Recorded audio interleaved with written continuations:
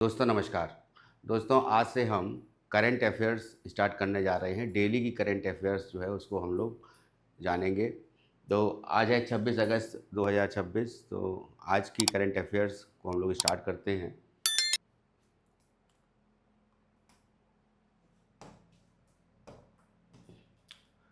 पहला है ये मल्टीपल चॉइस क्वेश्चन के हिसाब से हम लोग कवर करेंगे और साथ साथ इसका एक्सप्लेनेशन भी बताएंगे। तो आदिवासी भाषाओं और संग्रहालयों पर 3 दिवसीय राष्ट्रीय सम्मेलन जो 24 अगस्त 2026 को शुरू हुआ, किस शहर में आयोजित किया जा रहा है? तो ये किया जा रहा है मैसूर में। इसके बारे में जानते हैं कि जनजातीय भाषाओं और संग्रहालयों पर राष्ट्रीय सम्मेलन का आयोजन 24 से 26 अगस्त यानी आज इसका लास्ट डेट है 2026 तक मैसूर कर्नाटक में किया जा रहा है। सम्मेलन का संयुक्त आयोजन जनजातीय कार्य मंत्रालय, भारतीय भाषा संस्थान मैसूर। अब ये याद रखिएगा कि भारतीय भाषा संस्थान कहाँ पर है? मैसूर में है, ये याद रखिएगा। कर्नाटक का अनुसूचित जनजाति कल्याण विभाग और कर्नाटक राज्य जनजातीय अनुसंधान संस्थान द्वारा किया जा रहा है। आदिवाणी को 5 नई जनजातीय भाषाओं, एक iOS अनुप्रयोग और जनजातीय भाषा सहायता और अधिगम के लिए ट्राइबॉट मंच के साथ उन्नत किया जा रहा है। अच्छा, इसमें क्या है कि 10 राज्यों ने इसमें भाग लिया है। तो 10 राज्यों में 11 जनजातीय स्वतंत्रता सेनानी संग्रहालयों को स्वीकृत कर दी गई है, जिसमें से 4 का उद्घाटन हो चुका है। नेक्स्ट आते हैं। नेक्स्ट है international workplace group. International workplace group के द्वारा प्रकाशित चौथे सालाना work from anywhere index 2026, work from anywhere index 2026 में शामिल एकमात्र भारतीय शहर कौन सा है? तो एकमात्र भारतीय शहर है मुंबई। एक्सप्रेशन देखते हैं इसका कि मुंबई अंतर्राष्ट्रीय कार्यस्थल समूह द्वारा प्रकाशित चौथी वार्षिक कहीं से भी कार्य सूचना 2026 में शामिल एकमात्र भारतीय शहर जो था वो मुंबई रहा है, जिसमें 77 अंक के साथ विश्व स्तर पर 50वें स्थान पर 50वां स्थान प्राप्त किया है। तो ये भी पूछा जा सकता है कि कौन सा विश्व स्तर पर कौन सा नंबर 50वां स्थान जो है प्राप्त किया है, और भारत में एकमात्र शहर है जो मुंबई वो सिलेक्ट हुआ है इसमें। बैंकॉक थाईलैंड में ये आयोजन हो रहा है। बैंकॉक थाईलैंड ने 106 अंक के साथ कहीं से भी कार्य सूचकांक 2026 में शीर्ष स्थान प्राप्त किया है। तो फर्स्ट नंबर पे बैंकॉक है। उसके बाद टोक्यो जापान है, 96.5 अंक मिले हैं इसे, और बार्सिलोना स्पेन है 95.5 के साथ तीसरे नंबर पे है। उसके बाद है कि कहीं से भी कार्य सूचकांक दूरस्थ और लचीले कार्य के लिए शहरों का मूल्यांकन। अब जो शहरों का मूल्यांकन हो रहा है इसमें वो जलवायु को लेकर के है कि जलवायु कैसी है, इंटरनेट की सुविधा और इंटरनेट की गति क्या है, स्पीड ऑफ इंटरनेट। उसके बाद आवास, रहने के लिए घर जो हैं लोगों को कितने मुहैया कराए गए हैं सरकार की तरफ से, परिवहन, भोजन, संस्कृति और लचीले कार्यस्थल की उपलब्धता जैसे कारकों के आधार पर यह आकलन किया गया है। कुशमैन एंड वैकफील्ड के अनुसार भारत ने वैश्विक लचीले कार्यस्थल परिपक्वता सूचकांक में 100 अंक प्राप्त किए हैं। अब ये भी आ सकता है कि भारत के कितने अंक प्राप्त किए हैं, इसमें 100 अंक प्राप्त किए हैं। 2025 के मध्य में भारत ने लचीले कार्यालयों का क्षेत्रफल 79.7 करोड़ वर्ग फुट था, जिसके 2026 में 100 करोड़ वर्ग फुट से अधिक होने का अनुमान है। ये पूरी न्यूज़ है। और इसका जो सम्मेलन जो है ये मुंबई को, माफ़ कीजिएगा, मुंबई को जो है अंतर्राष्ट्रीय कार्यस्थल समूह में शामिल किया गया है। और मुंबई की रैंकिंग कितनी है पूरे वर्ल्ड में? 50वीं रैंकिंग है। नेक्स्ट आते हैं। नेक्स्ट है भारत में बनी पहली पूरी तरह से स्वदेशी AK-203 असॉल्ट राइफल का क्या नाम है? तो ये जो असॉल्ट राइफल बनी है पूरी तरह से इंडिजीनियस है, AK-203, इसका नाम है शेर। एक्सप्लेनेशन जान लेते हैं इसका। भारत की पहली पूर्णतः स्वदेशी AK-203 आक्रमण राइफल, जिसका नाम शेर रखा गया है, का निर्माण और सफल परीक्षण भारत रूसी राइफल्स प्राइवेट लिमिटेड, यानी इसमें जो है रूस के सहयोग से ये किया गया है। पूरी तरह इंडिजीनियस है लेकिन रूस का भी सहयोग लिया गया है इसको। तो भारत रूसी राइफल्स प्राइवेट लिमिटेड द्वारा कोरबा अमेठी उत्तर प्रदेश में किया गया है। तो ये भी इम्पोर्टेंट है, पूछा जाएगा किस जगह किया गया है, तो ये कोरबा उत्तर प्रदेश में किया गया है। उसके बाद है कि AK-203 गैस संचालित है। ये 7.62 गुणा 39 मिलीमीटर आक्रमण राइफल है जो काला निश्चिको मंच पर आधारित है। इसकी निर्धारित अग्नि दर 700 राउंड प्रति मिनट है। 700 राउंड प्रति मिनट के हिसाब से इसका इग्निशन है।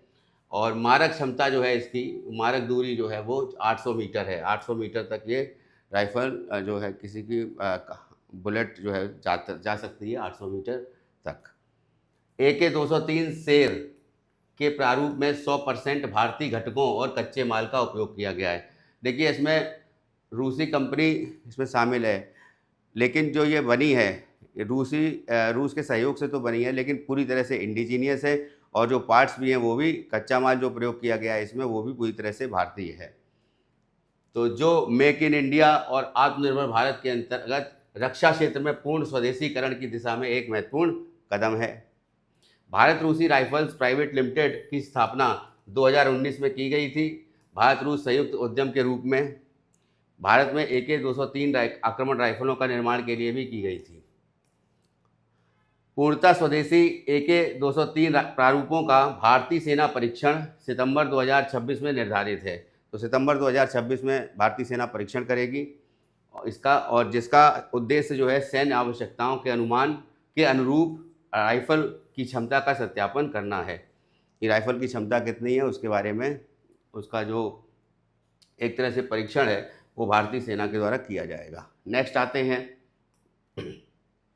अगस्त 2026 में री इमेजिंग स्किलिंग फॉर विकसित भारत @2047, विकसित भारत @2047। तो 2047 जो है, तो 1947 से 2047 तक ये पूरी तरह से जो है 100 वर्ष हो जाएंगे भारत की आज़ादी को लेकर के। तो जब ये 100 वर्ष हो जाएंगे तो शताब्दी वर्ष मनाया जाएगा। तो इसीलिए उसको भारत 2047 जो है, आपने देखा होगा प्रधानमंत्री बोलते हैं कि जो विकसित भारत बनने का जो लक्ष्य है वो 2047 है। तो इसके लिए कौशल विकास की नई सोच, स्किल डेवलपमेंट की जो नई सोच है उसके नाम पर एक रिपोर्ट जारी करी गई है। वो किस संस्था द्वारा जारी करी गई है? तो ये जारी की गई है राष्ट्रीय कौशल विकास निगम द्वारा। बी आंसर इसका हो जाएगा। नेक्स्ट, तो इसका हम लोग एक्सप्लेनेशन समझ लेते हैं कि नीति आयोग ने ये रिपोर्ट जारी करी है। तो कौशल विकास, श्रम और रोजगार प्रभाग ने अगस्त 2026 में विकसित भारत 2047 के लिए कौशल विकास की पुनर्कल्पना नामक, कौशल विकास की पुनर्कल्पना, ये जो है रिपोर्ट का नाम है, इसकी नामक रिपोर्ट जारी की है, जिसमें व्यावसायिक प्रशिक्षण, युवा रोजगार योग्यता, श्रम बाजार अनुरूपता और कौशल विकास वित्त पोषण पर ध्यान दिया गया है।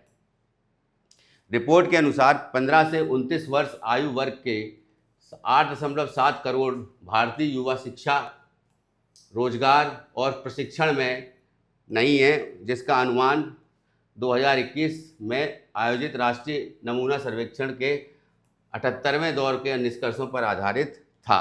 तो 15 से 29 साल के बच्चों को जो है, ये आयु वर्ग के जो बच्चे हैं वो 8.7 करोड़ हैं, और ये भारतीय युवा शिक्षा, रोजगार और प्रशिक्षण में नहीं है। यानी इनको जो है ये 15 से 29 वर्ष के जो जेन जी कह सकते हैं हम इनको, तो 8.7 करोड़ जो हैं वो किसी भी क्षेत्र में ना तो शिक्षित हैं और ना तो उनको रोजगार मिल रहा है और ना ही वो प्रशिक्षित हैं।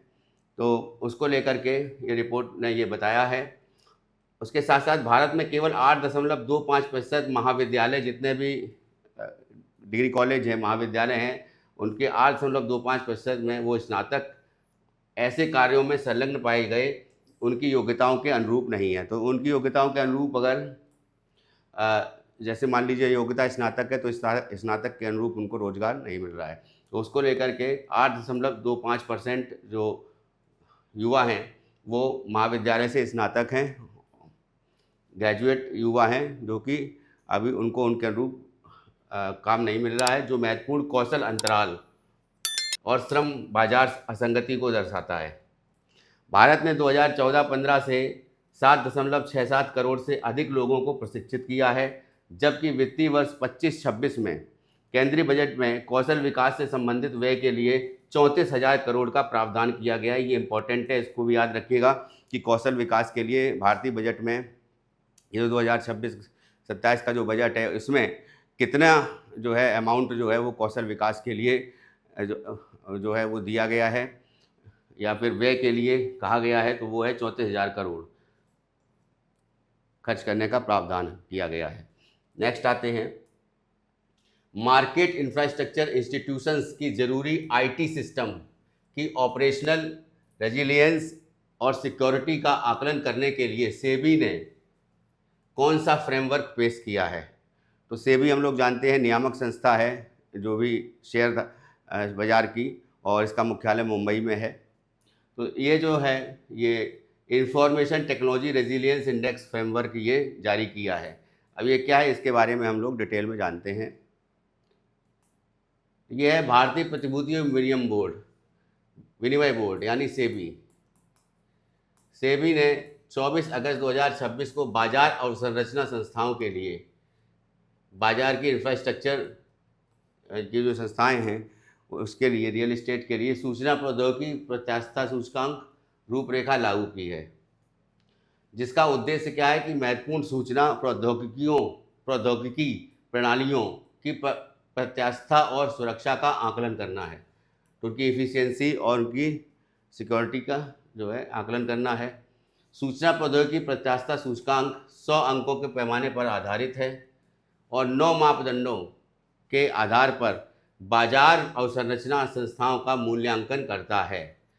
उपलब्धता और सुरक्षा को सर्वाधिक 20-20 अंक दिए गए हैं। तो उपलब्धता जो अपॉर्चुनिटी है उसको और साथ साथ में सिक्योरिटी को लेकर के 20-20 अंक दिए गए हैं इसमें, और जबकि अखंडता इंटीग्रिटी और शासन गवर्नेंस विश्वसनीयता और इनोवेशन और निगरानी व्यवसाय निरंतरता और मॉड्यूलरता लचीलापन को 10-10 अंक दिए गए हैं। तो 20-20 अंक दिए गए हैं उपलब्धता और सुरक्षा को, बाकी को 10-10 अंक दिए गए हैं। और साथ में विस्तार क्षमता और घटना निपटान को सूचना प्रौद्योगिकी प्रत्यास्थता सूचकांक की रूपरेखा में 5-5 अंक दिए गए हैं। तो ये अलग अलग पैरामीटर्स हैं जिनको इस जो सेबी के द्वारा जो ये सूचना प्रौद्योगिकी प्रत्यास्थता सूचकांक की रूपरेखा जो लागू की गई है, तो इसमें जो है इसको जो है अलग अलग अंक प्रदान किए गए हैं, अलग अलग पैरामीटर्स हैं उसके। तो उसको संस्थाओं को वो एक तरह से उनको जो है ग्रेडिंग करी जाएगी या उनको जो है नंबरिंग करी जाएगी, रैंकिंग उनकी इन्हीं जो ये विस्तार क्षमता, घटना निपटान और ये जो प्रत्यास्थता सूचकांक है, सूचना प्रौद्योगिकी प्रत्यास्थता सूचकांक, इसमें जो है इन पैरामीटर्स को ही मेजर किया जाएगा। तो भारतीय प्रतिभूति और विनिमय बोर्ड यानी सेबी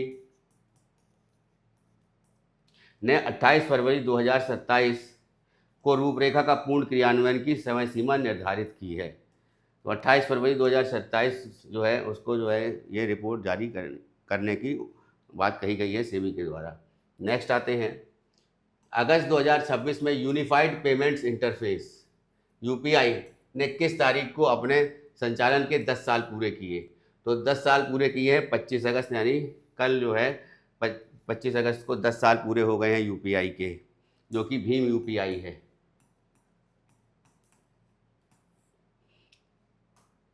अब इसके बारे में जान लेते हैं। एकीकृत भुगतान अंतरापृष्ठ यानी यूपीआई ने 25 अगस्त 2026 को अपने संचालन के 10 वर्ष पूरे किए हैं और इसे 2016 में स्टार्ट किया गया था। भारतीय राष्ट्रीय भुगतान निगम एनपीसीआई के अंतर्गत शुरू किया गया था। एकीकृत भुगतान अंतरापृष्ठ यानी यूपीआई की वार्षिक लेन देन मात्रा जो है वित्तीय वर्ष 2016-17 में 1.78 करोड़ थी और अभी जो 2025 में है वो 24,162 करोड़ से अधिक है। तो लेन देन जो है 2025-26 में 1,162 करोड़ रहा है यूपीआई के द्वारा। एकीकृत भुगतान अंतरापृष्ठ के वार्षिक लेन देन का मूल्य वित्तीय वर्ष 2016-17 में 0.07 लाख करोड़ से बढ़कर वित्तीय वर्ष 2026-27 में लगभग 314 लाख करोड़ हो गया है। तो ये जो है लेन देन का जो मूल्य वित्तीय वर्ष में इतना लेन देन जो है वो था और अब जो है 314 लाख करोड़ हो गया है। यूज़र्स जो हैं इसके वार्षिक लेन देन की मात्रा जो है इतनी हो गई है और इतना जो है ये लेन देन का मूल्य वित्तीय वर्ष में, तो ये लेन देन का मूल्य जो है वार्षिक लेन देन का मूल्य वो 314 करोड़ हो गया है। फिर है एकीकृत भुगतान अंतरापृष्ठ से जुड़े बैंकों की संख्या वित्तीय वर्ष 2016-17 में जो यूपीआई से जुड़े बैंक थे जिन्होंने यूपीआई स्टार्ट किया था वो 44 थे और उससे बढ़ करके अब 2025-26 में 703 बैंक कैसे हैं, सारे बैंक्स को मिला के, ग्रामीण बैंक को भी मिला लेंगे और सहकारी बैंक, सारे बैंक्स को मिला करके अगर हम आएंगे तो 703 ऐसे बैंक हैं जिनमें यूपीआई सेवा जो दे रहे हैं। इसमें एक तरह से बैंकों की संख्या 2016-17 में 44 थी और उससे बढ़कर के 703 हो गई है 25-26 में, जबकि जुलाई 2026 तक ये 741 बैंक सक्रिय हैं। तो 2026 जुलाई 2026 में तक का जो आंकड़ा है पिछले महीने का वो 741 बैंक जो हैं वो यूपीआई पेमेंट गेटवे का जो है इनका इंटरफेस है वही यूज़ कर रहे हैं।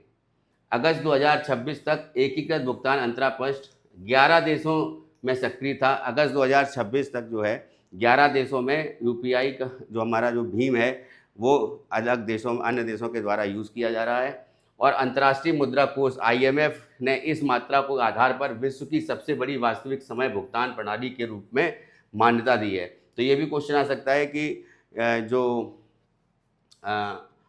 IMF है, IMF ने जो है किस देश की जो यूपीआई सेवा है उसको विश्व की सबसे बड़ी वास्तविक समय भुगतान प्रणाली का दर्जा दिया है। तो ये क्वेश्चन भी आ सकता है। नेक्स्ट आते हैं, भारत ने अपने मानव अंतरिक्ष उड़ान कार्यक्रम के तहत किस वर्ष तक भारतीय अंतरिक्ष स्टेशन को पूरा करने की योजना बनाई है। तो भारतीय अंतरिक्ष स्टेशन को पूरा करने की योजना ये किस वर्ष तक बनाई गई है, तो 2035 है। 2035 तक जो है ये BAS को स्थापित करना है। तो भारत ने प्रस्तावित भारतीय अंतरिक्ष स्टेशन के प्रथम मॉड्यूल BAS को स्वीकृति प्रदान की है। 2035 तक पूरा करने का लक्ष्य किया गया है। तो भारतीय अंतरिक्ष स्टेशन जो है वो स्थापित करना है 2035 तक। 52 टन भार वाले निम्न पृथ्वी कक्षा अंतरिक्ष स्टेशन के रूप में 400 से 450 किलोमीटर की ऊंचाई पर स्थापित करने की योजना है। तो ये जो स्टेशन है, स्पेस स्टेशन है, ये 400 से 450 kilometre above the ground level ये स्थापित किया जाएगा। प्रस्तावित भारतीय अंतरिक्ष स्टेशन में 5 मॉड्यूल होंगे। इसमें 3 से 4 अंतरिक्ष यात्रियों को 3 से 6 महीने तक ठहरने की सुविधा प्रदान करने के लिए अभिकल्पित किया गया है। 3 से 4 अंतरिक्ष यात्री जो हैं इसके ऊपर जाएंगे, अंतरिक्ष में जाएंगे और 3 से 6 महीने के बीच में वहाँ पर स्टे करने का जो है इसमें बताया गया है कि वो स्टे करने की जो सुविधा है वो प्रदान की जा रही है। उसका BAS-01 मॉड्यूल जो है इसकी आधारभूत अभिकल्पना समीक्षा और प्रणाली अभियांत्रिकी पूरी हो चुकी है और 31 आधारभूत अभिकल्पना दस्तावेज जारी किए जा सके हैं। तो 31 जो बेसिक जो कह सकते हैं जो रिक्वायरमेंट थी तो उतने जो हैं एक तरह से दस्तावेज जारी किए जा चुके हैं। और विक्रम साराभाई स्पेस सेंटर जो है उसने BAS-01 की भौतिक संरचना के निर्माण, तो विक्रम साराभाई स्पेस सेंटर में ये इसका निर्माण और साकारकरण के लिए भारतीय उद्योगों के में भागीदारी हेतु रुचि के अभिव्यक्ति आमंत्रित की है। तो विक्रम साराभाई स्पेस सेंटर में ये BAS है, इसका जो है कंस्ट्रक्शन हो रहा है और उसी के द्वारा जो है ये बनाया जा रहा है। फिर जो है इसरो के द्वारा इसको जो है 400 से 450 किलोमीटर की ऊंचाई तक जो है इसको वहाँ पर जाकर के ये अब इंडियन स्पेस स्टेशन जो है वहाँ पे सेटल होगा और उसके बाद इसमें 3 से 4 व्यक्ति जाएंगे, जो कि 3 से 6 दिन तक रह सकते हैं। ठीक है, तो ये मेजर न्यूज़ है, इसको भी याद रखिएगा। और ये पूछा गया है कि कब तक ये कंप्लीट होने का अनुमान है, कब ये टारगेट ईयर कौन सा है जिस वर्ष ये स्पेस स्टेशन जो है ये जाएगा अंतरिक्ष में। तो ये जो है 2035 वर्ष दिया गया है कि 2035 तक का टारगेट है।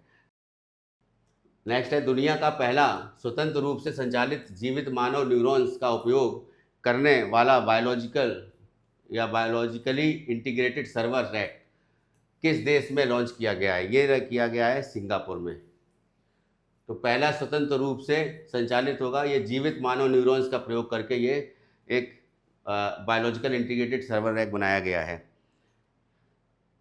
तो सिंगापुर ने जैविक आंकड़ा केंद्र के एक प्रारूप का शुभारंभ किया है। जैसे सिंगापुर के राष्ट्रीय विश्वविद्यालय के जीव विज्ञान केंद्र या जीवन विज्ञान केंद्र में जीवित मानव तंत्रिका कोशिका, तो जीवित मानव की तंत्रिका कोशिकाओं को सिलिकॉन हार्डवेयर से जोड़कर विकसित किया गया है। ये सिंगापुर के द्वारा विकसित किया गया है, जिसमें ह्यूमन की जो सेल्स हैं वो जो है जीवित सेल्स ली गई हैं, वो भी न्यूरॉन्स लिए गए हैं, दिमाग की सेल्स ली गई हैं न्यूरॉन्स की।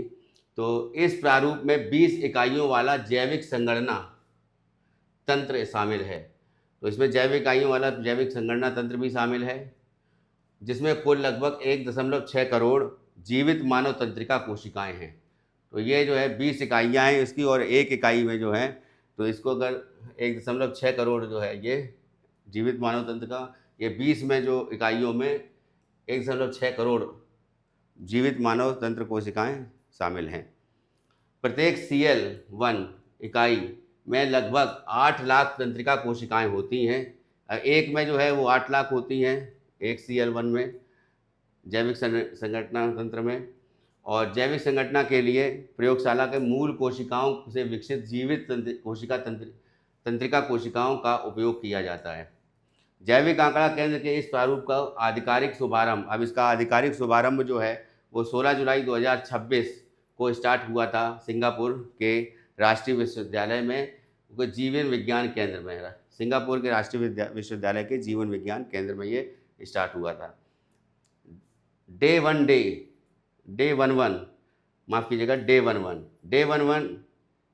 आंकड़ा केंद्र के आधारभूत ढांचे का प्रबंधन करता है और कॉर्टिकल लैब्स जैविक हार्डवेयर उपलब्ध कराता है। प्रोफेसर रिकी पटानी जीवित कोशिकाओं के संवर्धन और रखरखाव की देखरेख करते हैं। तो ये बेसिकली हमको ये याद रखना है कि पहली तो चीज़ है कि 20 इकाइयों वाला जो जैविक संगठना तंत्र है ये सिंगापुर के द्वारा जारी किया जा रहा है। इसका शुभारंभ हुआ है, कब हुआ है? जुलाई 2026 से स्टार्ट हुआ है ये। और 1.6 करोड़ जीवित मानव कोशिकाएं तंत्रिका कोशिका उसमें शामिल हैं। न्यूरॉन्स जो है ये बेसिकली सिलिकॉन हार्डवेयर से जोड़ा जाएगा और वो न्यूरॉन्स को जोड़ा जाएगा, न्यूरॉन्स की जो सेल्स हैं उनको जोड़ा जाएगा। ठीक है, और ये जो आंकड़ा केंद्र है ये बेसिकली ये किस तरीके से इसमें जो है इसका जो शुभारंभ किया गया है, तो इसकी प्रयोगशाला में मूल कोशिकाओं को विकसित जैविक तंत्र में का उपयोग किया जाएगा।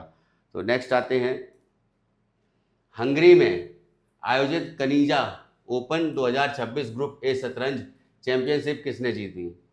तो हंगरी में ये कनिजा ओपन 2026 ग्रुप ए शतरंज चैंपियनशिप है, इसको इंडिया के जो ग्रैंड मास्टर हैं प्रणेश एम उन्होंने जीता है।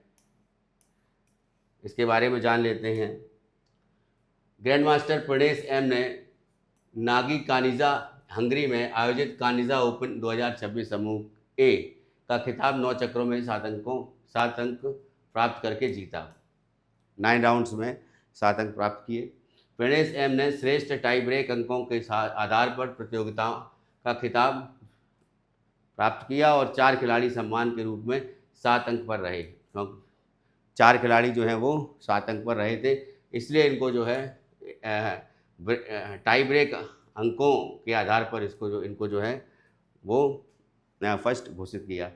तो निर्णायक 9वें चक्र में प्रणेश एम ने श्वेत मोहरों से थे उनसे जर्मनी के ग्रैंड मास्टर वादिम पेट्रोवस्की को हराकर खिताब सुनिश्चित किया है 19 वर्ष के हैं ये, और ये कराईकुड़ी तमिलनाडु में रहने वाले हैं। और प्रतियोगिता में 2600 या 2673 की विश्व शतरंज महासंघ रेटिंग के साथ प्रवेश किया है इन्होंने। और अगस्त 2026 में विश्व शतरंज महासंघ रैंकिंग में इनका स्थान 44वां है। ये भी इम्पोर्टेंट है, इसको याद रखिएगा, 44वां स्थान इन्होंने इनका है। जिन्होंने कनिज़ा ओपन 2026 जो है ये आयोजित हो रही है कहाँ पे, हंगरी में। हंगरी की राजधानी बुडापेस्ट है, तो हंगरी में ये आयोजित हो रही है, और उसी में जो है इन्होंने जो आयोजित थी उसमें जो है 44वां स्थान जो है उनको मिला है। तो विश्व शतरंज रेटिंग्स में जो है 44वां स्थान है रैंकिंग में, लेकिन इन्होंने ये जो प्रतियोगिता है कनिज़ा ओपन 2026 ये जीत ली है। नेक्स्ट आते हैं, 2026 एशियाई खेलों की मेज़बानी कौन सा देश करेगा? तो 2026 एशियाई खेलों की मेज़बानी जो है वो जापान करेगा। अब 20वें एशियाई खेलों का आयोजन 19 सितंबर से 4 अक्टूबर को होने जा रहा है आइची नागोया में, जापान में। और 10,000 से अधिक प्रतियोगी जो है वो भाग लेंगे, उनकी भाग लेने की संभावना है। आइची नागोया 2026 एशियाई खेलों का शुभंकर जो है वो होनोहोन है। सचिहोको नामक नागोया दुर्ग से संबंधित पौराणिक जीव से प्रेरित है ये। जबकि खेलों का आधिकारिक आदर्श वाक्य एक एशिया की कल्पना करें, एक एशिया की कल्पना करें, ये इसका आदर्श वाक्य है, या कह सकते हैं कि एक तरह से मोटो है, या टैग लाइन बोल सकते हैं इसको, कि टैग लाइन जो है इसकी एक एशिया की कल्पना करें। पालामो मुजुहो स्टेडियम है यहाँ पे, पालामू मुझो स्टेडियम, उसका उद्घाटन और समापन समारोह वहीं पर होगा। एथलेटिक्स प्रतियोगिताएं जो आयोजित की जाएंगी, जबकि एथलेटिक्स प्रतियोगिताएं जो है वो 23 से 29 सितंबर 2026 तक निर्धारित हैं। आईजी एरिना में बास्केटबॉल और जूडो आयोजित किए जाएंगे, जबकि नागोया नगर में व्यायामशाला और जिसे रैम्बो हॉल के नाम से भी जाना जाता है में कलात्मक लयबद्ध और ट्रेम्पोटिन जिम्नास्टिक आयोजित किए जाएंगे। अलग अलग खेल में बताए गए हैं कि अलग अलग खेल उसमें आयोजित किए जाएंगे। हमें याद रखना है इसमें कि ये कहाँ होंगे। पहला तो 20वां एशियाई खेल जो है वो 19 सितंबर से 4 अक्टूबर को जापान में नागोया में होने जा रहे हैं। दूसरा है कि इसमें जो है इसका शुभंकर जो है होनोहोन शुभंकर है। उसके बाद जो है जो कि सचिहोको नामक एक नागोया का जो वहाँ पे दुर्ग है या किला है, उससे संबंधित पौराणिक जीव है, उससे प्रेरित है। और इसका जो है टैगलाइन जो है, या जिसको कह सकते हैं कि एक तरह से जो एक वाक्य है जो इसको दिया गया है मोटो, तो वो है एक एशिया की कल्पना करें। तो ये भी हमको याद रखना है। फिर इसमें जो है हमको ये भी जानना है कि 23 से 29 सितंबर के बीच में ये आयोजन किया जाएगा। तो ये टोटल करेंट अफेयर्स आज के थे, मैंने बताए, और भी बेहतर तरीके से इसको बताने की कोशिश करूँगा। तो इस आज के करंट अफेयर्स जो बताए मैंने, कल की करंट अफेयर्स भी सेम डे को आपको सुबह के 6 बजे आपको मिल जाएगी। ठीक है, तो डेली की करंट अफेयर्स अब आपको मॉर्निंग के 6 o'clock को जो हम वीडियो अपलोड करेंगे वो 6 AM जो है को ही आपको मिल जाएगी। Thank you.